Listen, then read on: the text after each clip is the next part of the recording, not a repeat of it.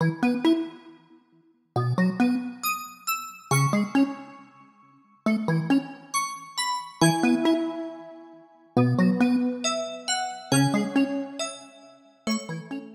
hello. So today we're doing an unusual wrap-up for the month of April because we're in uncharted territory, gang. So we're gonna talk about kind of what the next month is gonna look like, and I'm also just gonna do a brief wrap-up. So the reason we are in uncharted territory is because if you saw my last video, you will see that I accidentally, via doing a reading project, have like completely dampened any desire I have to read.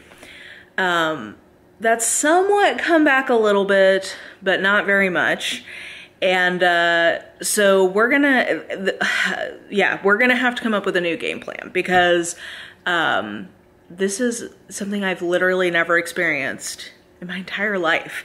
Even times where I was not reading very much, it was because I was busy. It wasn't because I didn't want to read, it was just because I didn't have enough time. So this is very bizarre for me, very disorienting, because reading is such a big part of sort of my internalized sense of self.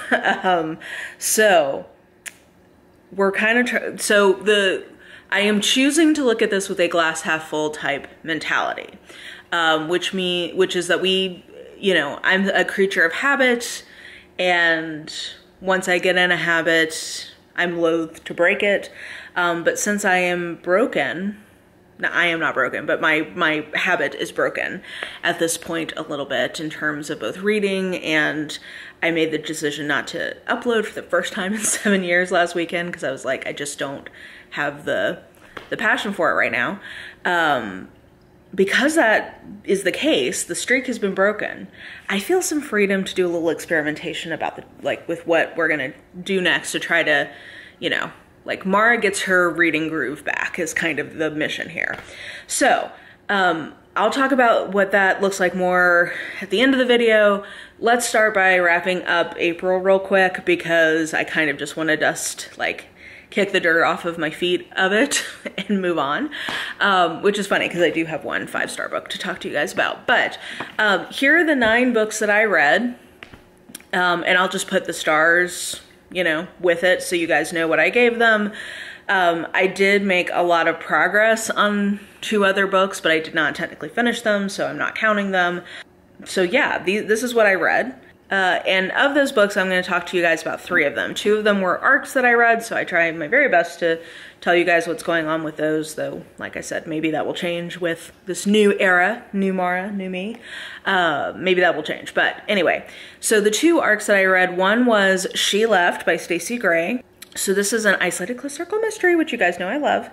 And it is set, basically, the premise is there was this house party years ago where our main character kind of had a, you have to read the book to understand the context, but anyway, she ended up kind of leaving the party in a huff, and there was a mass murder there.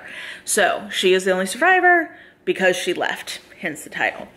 Cut to somebody's revisiting the case and wants to talk to her about it, along with other people who are related to the case. So they all go to this house, they get trapped there, somebody is trying to, polish them off.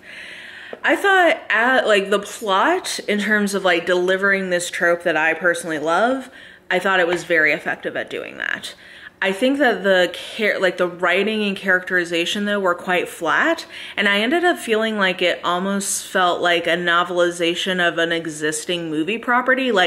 It read to me as if somebody had novelized Knives Out or Glass Onion.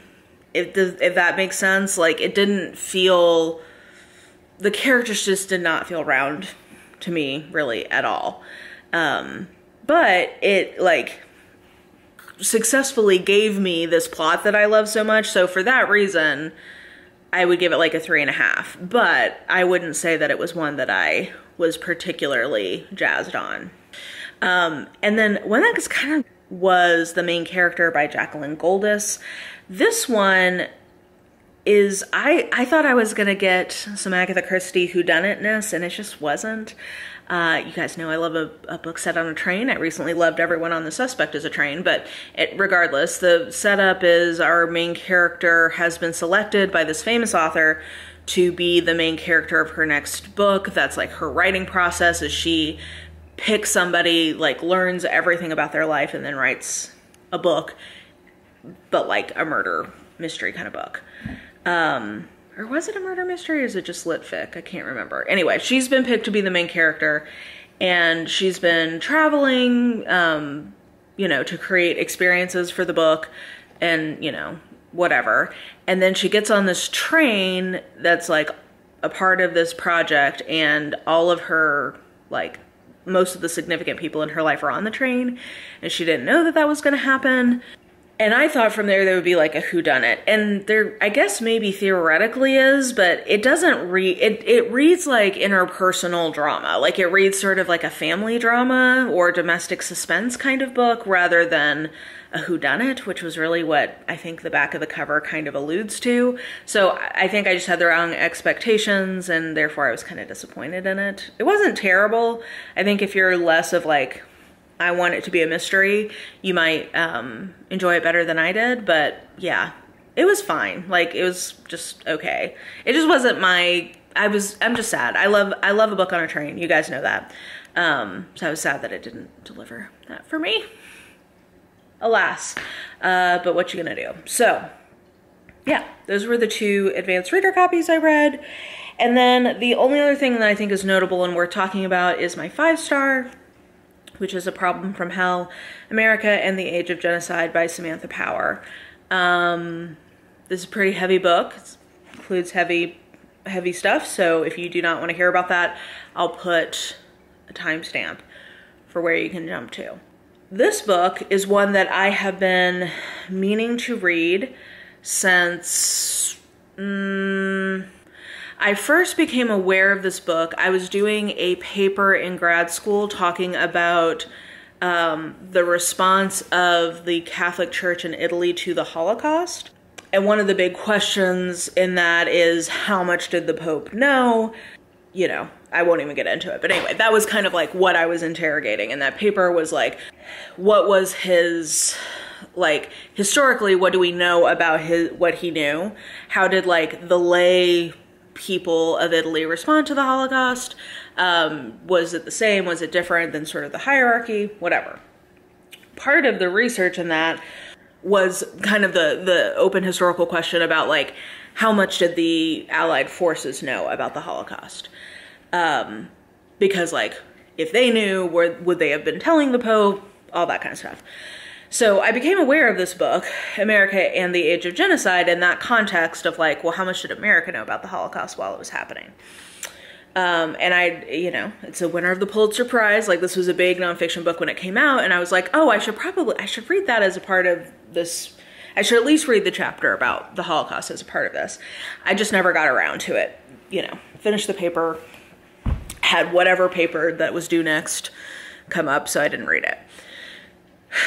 For reasons that I'm sure are very apparent from current events, I was like, oh. And actually, because another thing I've been trying to do this year is read things that have been on my TBR the longest. So those 2 things coming together, it was like, okay, now's the time. This book is very difficult to read, not just because it is... So anytime you're talking about something like genocide, obviously there are difficult details involved with that. I think part of what is so difficult about this is that let me give you what her actual argument is, and then you can kind of discern here.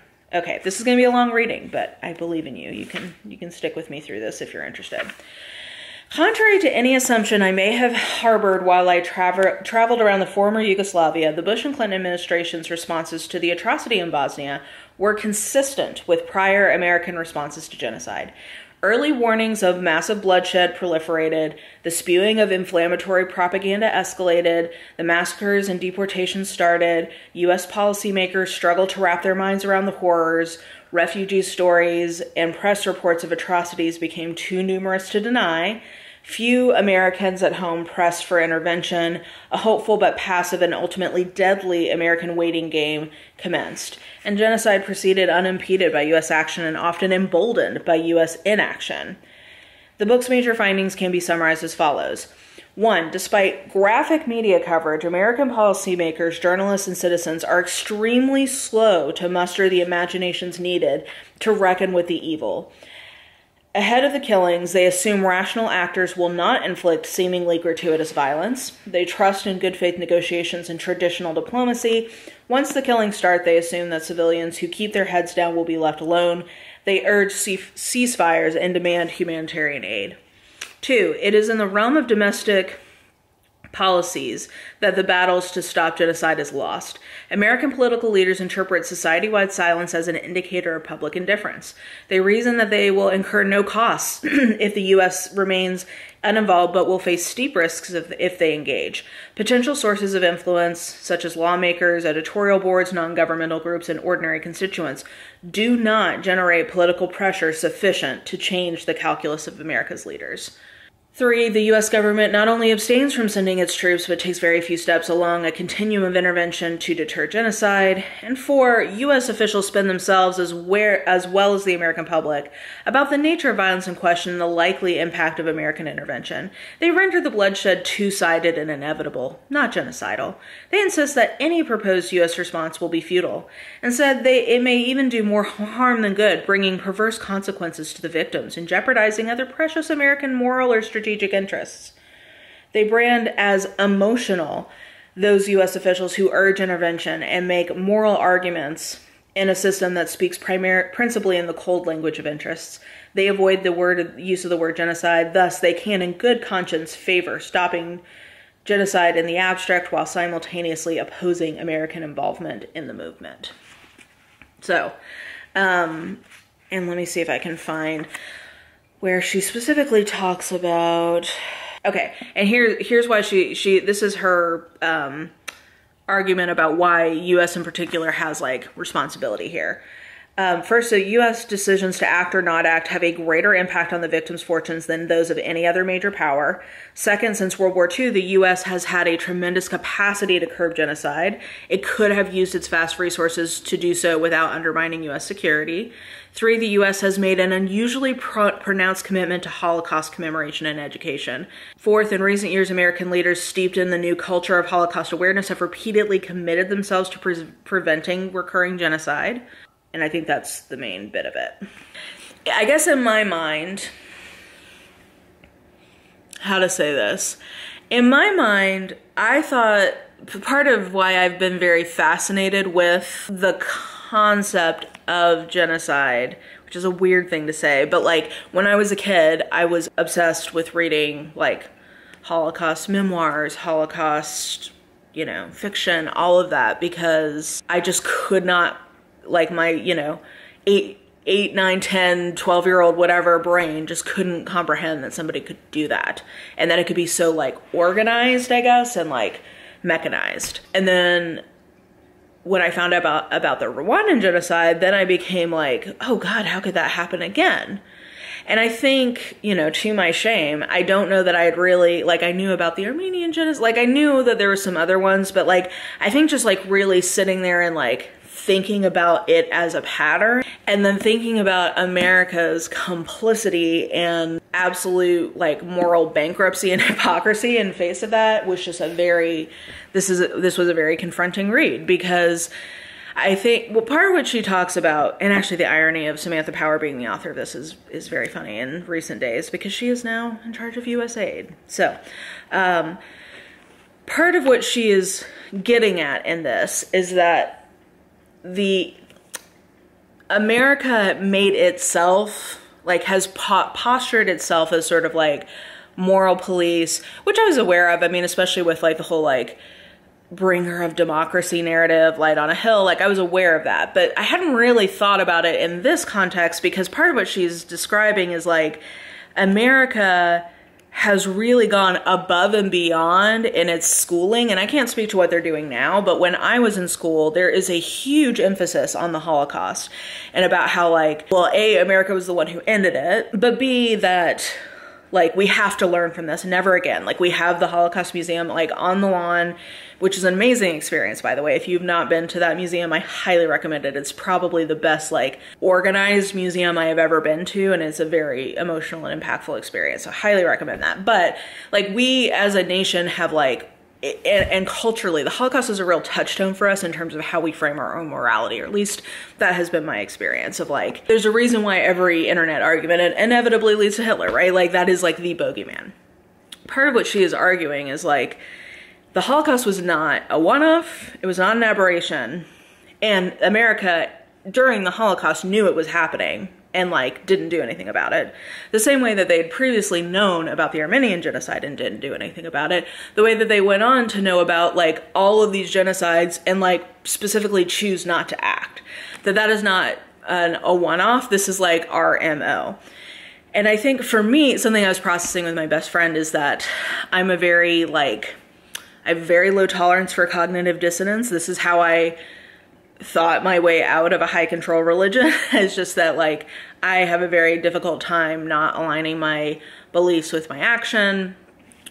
That is very mentally uncomfortable for me. And I think part of what this helped me understand is that I have internalized as an American this narrative of like, well, we like always intervene when there's like crazy, you know, really violent things happening.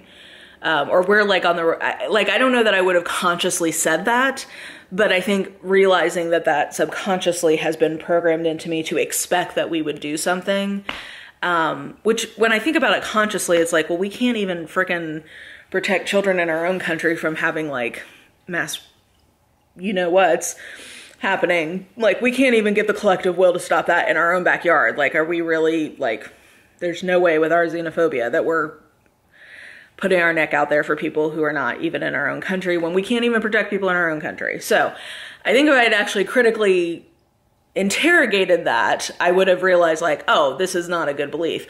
But everything that has happened in Gaza in the last 6 months has really, I think it's been very difficult in this for me, like in terms of my sense of self, and not that that is by any means like the most important thing, but when I realized that the religion I was in was not true and was like harming me and other people, I was able to leave it. I am an American. So I'm kind of going through the same process that I went through when I realized like how deeply white supremacy and racism against non-white people, like how deeply ideologically ingrained that is in the culture that I come from. And realizing like, well, I am white. There's nothing I can do to not be white.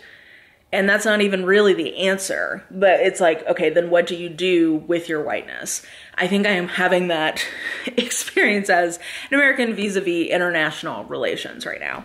Of like, well, I am an American. I am complicit in this. My tax dollars do go to do this. And like, what does that mean? I have to live with that cognitive dissonance. Anyway, that is a tangent and not what's important also. I'm sorry if you can hear my phone going off, but it's in the other room and I can't reach it right now. So yeah, anyway, that was a very like rambly, personal, like very me focused review of this, but I feel like that's really all I can give you. So with all that, hopefully that gives you a sense of what the book is about and I guess my personal responses to it. Yeah, I feel like I'm rambling, so I'll just leave it there. But 5 stars, very impactful. Don't recommend reading this just by itself. I recommend you pick something to kind of like help you get through it. So there's that. All that to say, that was my April reading. Let's move on to the future. I think where I'm at right now is that I think I need some space to refine my reading mojo without the pressure of also creating content centered around reading.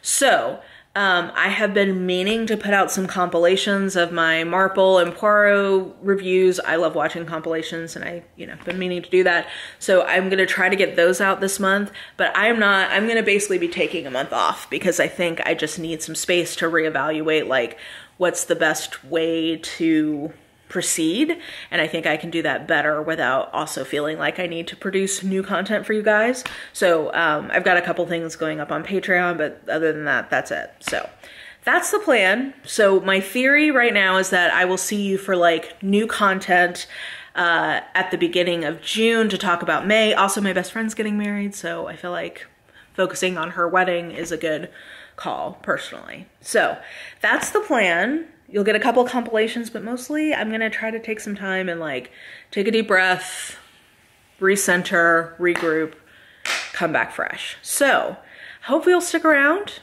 and I'll see you guys in a month. In the meantime, I hope you are well. I hope you are thriving, live, laugh, loving.